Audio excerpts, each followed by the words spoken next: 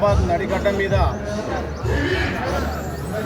బాబు జగ్జీవన్ గారి జయంతి సందర్భంగా ఈ కార్యక్రమానికి బీటీఎఫ్ సంఘ బాధ్యులు గౌరవనీయులు బీటీఎఫ్ ప్రెసిడెంట్ స్వామినాయక్ గారు, అదే రకంగా జనరల్ సెక్రటరీ సాయిలన్న గారు, మరియు వేరే వేరే జిల్లాల నుంచి వచ్చేసిన నాడి కృష్ణ గారు పెద్దలు, అదే రకంగా రమేష్ గారు, మిగతా మిత్రులందరికీ మరోసారి జై భీములు తెలియజేస్తూ, మరి బాబు జగ్జీవన్ రామ్ గురించి ఒక 2 నిమిషాలు మనం మాట్లాడాలనుకుంటే, ఈ భారతదేశంలో ఆయన స్వతంత్ర సమరయోధుడుగాను, అదే రకంగా రాజకీయంగా చూస్తే ఒక రక్షణ శాఖ మంత్రిగాను, ఒక కార్మిక శాఖ మంత్రిగాను, రైల్వే శాఖ మంత్రిగాను, భారతదేశంలో ప్రధానమంత్రి తర్వాత అతిపెద్ద పోస్ట్ అయినటువంటి ఉప ప్రధానిగాను అతను సేవలు అందించడం జరిగింది ఈ భారతదేశానికి.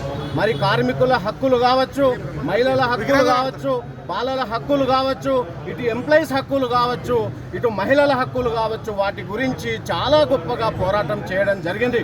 మరి ఆధునిక భారతదేశాన్ని నిర్మించడానికి ఈ దేశం అన్ని రంగాల్లో, ఉదాహరణకు మనం 1971లో చూస్తే బంగ్లాదేశ్తోని మనకి పాకిస్తాన్తోని వార్ రావడం జరిగింది, యుద్ధం. ఆ రోజు బాబు జగ్జీవన్ రామ్ గారు రక్షణ శాఖ మంత్రి. ఆ రోజు మరి ఉత్తర పాకిస్తాన్గా ఉన్నటువంటి బంగ్లాదేశ్ని విమోచనం చేయించి ఆ రోజు వారి పాత్ర చాలా గొప్పగా పోషించడం జరిగింది. ఆయన మరి సమాజ స్థాపననే కాదు, ఒక ఫిలాసఫర్గా కూడా ఈ యొక్క దేశంలో పనిచేయడం జరిగింది. మరి ఈరోజు చూస్తే మిత్రులారా, ఈరోజు కేవలం బహుజన లీడర్ సైడు, మరి ఇంకా ఆధిపత్య వర్గాలు ఆధిపత్య లీడర్ సైడు ఇట్లా వెళ్తూ ఉన్నారు. ఇది భారతదేశానికి ఏమాత్రం మంచి పద్ధతి కాదు. ఈరోజు బ్రాహ్మణ నాయకులైనటువంటి బాల గంగాధర్ తిలక్, నెహ్రూ గారు, వాజ్పేయి గారు, సర్వేపల్లి రాధాకృష్ణన్, వీళ్ళందరినీ మేము హక్కున చేసుకున్నాం, మేము ఓన్ చేసుకున్నాం.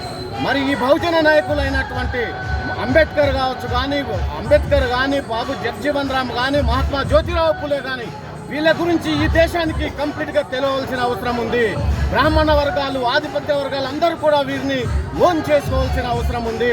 మన భారతదేశంలో ఈ వివక్ష వద్దు, మనమందరం సమానత్వం కోసం పోరాడి ప్రతి అట్టడుగు వర్గంలో ఉన్నటువంటి ఒక మామూలు మనిషికి ఈ యొక్క ఫలాలు అంది ఈ దేశాన్ని ప్రపంచంలో అగ్రగామిగా నిలపాలంటే ఈ యొక్క తత్వవేత్తలు ఏవైతే దేనికోసం అయితే పోరాడిరో ఈరోజు జయంతి వర్ధంతిలు జరుపుకొని కేవలం ఈరోజే మర్చిపోయి మళ్ళా సమూహాలుగాను, మరి కులాలుగాను, మతాలుగాను విడిపోతున్నటువంటి ఈ సమాజం ఈ భారతదేశానికి చాలా చేటు చేస్తుంది.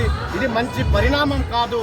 ప్రపంచంలో అగ్రగామిగా నిలవాలంటే ఈ మహనీయుల ఆశయాల్ని ఈరోజు మనం అందరం కలిసికట్టుగా పోయి కులాలు మతాలు పక్కన పెట్టి, బ్రాహ్మణ సమాజం కాదు, ఇటు దళిత సమాజం కాదు, మనం అందరం కూడా ఏకం కావాల్సిన అవసరం ఉందని తెలియజేస్తూ ఇంతటితో నేను ముగిస్తా ఉన్నా. జై తెలంగాణ, జై బీటీఎఫ్.